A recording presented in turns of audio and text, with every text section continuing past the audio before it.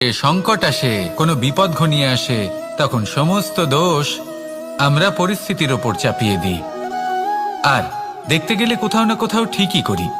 এই পরিস্থিতি প্রত্যেক দিনের মতো পাল্টাতে থাকে, কিন্তু এই দিন, এই রাত, এমন কেউ আছেন যিনি এর ওপরেও নিয়ন্ত্রণ সাধন করেন, আর তিনি হলেন সূর্য।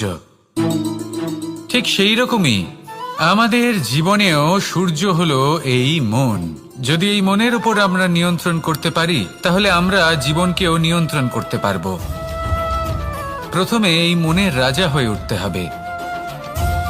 তাই মনে রাখবেন, যদি মন দুর্বল হয়, তাহলে পরিস্থিতি আমাদের সমস্যা বলে মনে হবে। এই মন যদি স্থির হয়, পরিস্থিতি প্রতিস্পর্ধা বলে মনে হবে। আর এই মন যদি শক্তিশালী হয়ে ওঠে, তাহলে যে কোনো পরিস্থিতি